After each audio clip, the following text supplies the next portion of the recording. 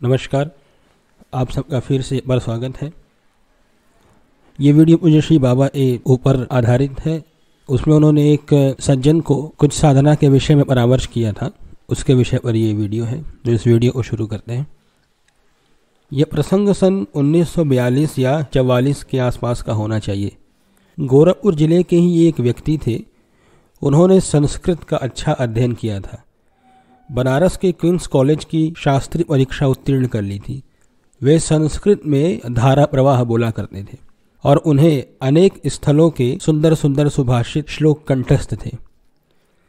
संतों ए संसर्ग से उनके मन में श्री कृष्ण भक्ति जाग उठी और भगवत साक्षात्कार के लिए मन में चटपटी लगी रहती थी। वे बातचीत के बीच में प्रायः कहा करते थे, लगा दो प्राण की बाजी अगर गिरधर को पाना है। वो व्यक्ति वृंदावन में श्री उड़िया बाबा के आश्रम में रहा करते थे।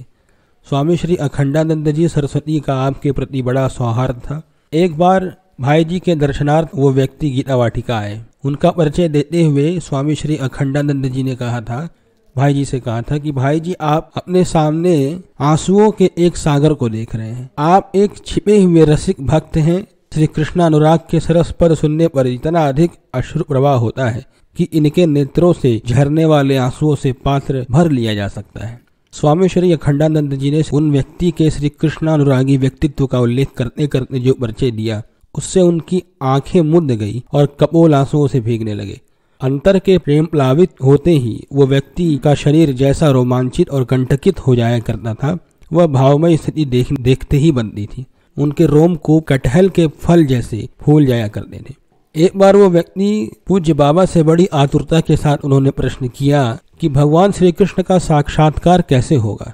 तो पूज्य श्री राधा बाबा ने उल्टा प्रश्न कर दिया कि क्या आप वैसा करेंगे जैसा मैं एक स्वजन होने के नाते परामर्श के रूप में आपसे कहूँगा। तो प्रणाम करते हुए कहा और श्रद्धापूर्वक कहा, एक बार आप कह करके तो देखिए। उनके उत्तर से संतुष्ट होकर के पूज्य बाबा ने पूछा, क्या आप श्रीमद् भागवत महापुराण का मूल पाठ शुद्ध रीति से कर सकते हैं। तो उन्होंने उसी गहरी श्रद्धा और बड़ी दृढ़ता पूर्वक निवेदन किया, क्या मैं आपके सामने भागवत के किसी अध्याय का पाठ करके दिखलाऊं।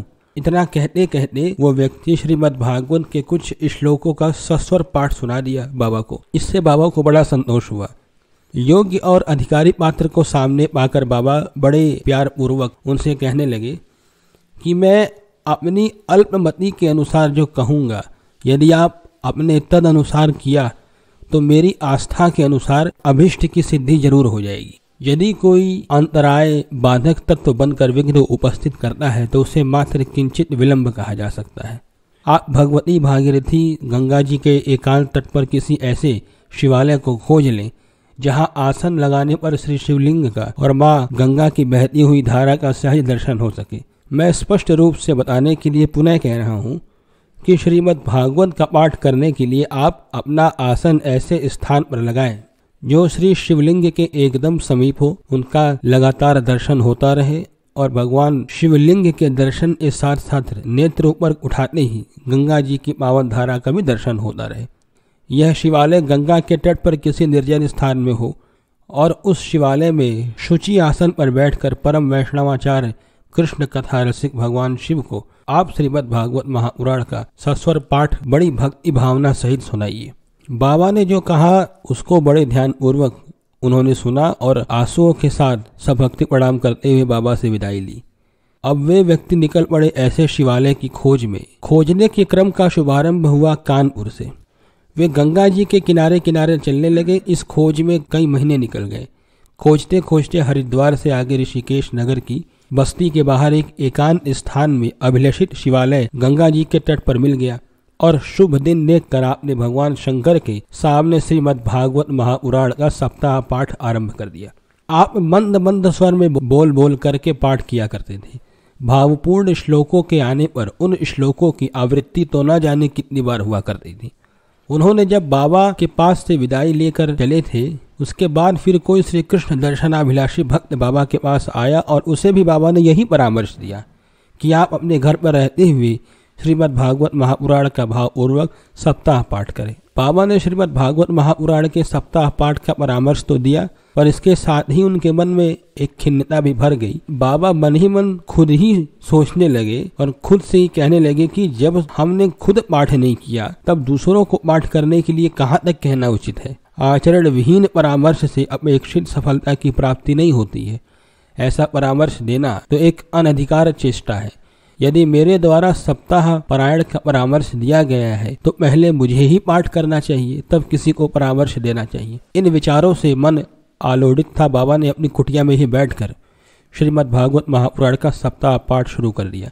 बाबा ने लगभग 10 या 11 सप्ताह पाठ किए होंगे कि फिर पाठ करना छूट गया। छोड़ नहीं दिया, अपितु छूट गया। बाबा ने एक बार कहा था, पाठ करते करते स्थिति तो ऐसी हो गई कि ग्रंथ के हर पेज पर भगवान श्री कृष्ण ही दिखाई देने लगे। इतना ही नहीं, हर पन्ने पर छपे हुए श्याम अक्षरों में से श्री कृष्ण के कोमल वपु की श्यामलता झलमल झलमल करती हुई परिलक्षित होने लगी। तब पाठ कर सकना मेरे लिए बड़ा कठिन हो गया। कठिन ही नहीं, असंभव सा हो गया, और इसी कारण मैंने श्रीमद् भागवत का पाठ विसर्जित कर दिया।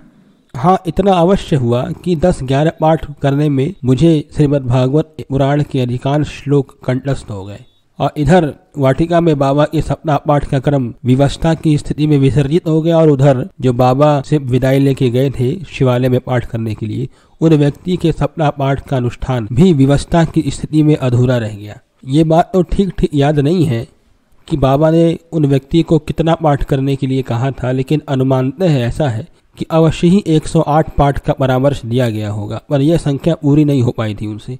और इस समय यह भी ठीक से बताया नहीं जा सकता है कि उन व्यक्ति ने भगवान शंकर को शिवालय में बैठकर कितने पाठ सुनाए थे, पर यह तो सत्य ही है कि थोड़े पाठ सुनाने के बाद उनमें ऐसी भावोन्मत्तता परिव्याप्त हो गई कि वे अपने आसन से उठकर वृंदावन चल दिए। फिर वो वृंदावन से बनारस आकर श्री दुर्गा कुंड के पास बहुत दिनों तक एकांत स्थान पर निवास करते रहे। यहाँ भी श्री कृष्ण विरह में उनके नेत्रों से आंसू झरते ही रहते थे।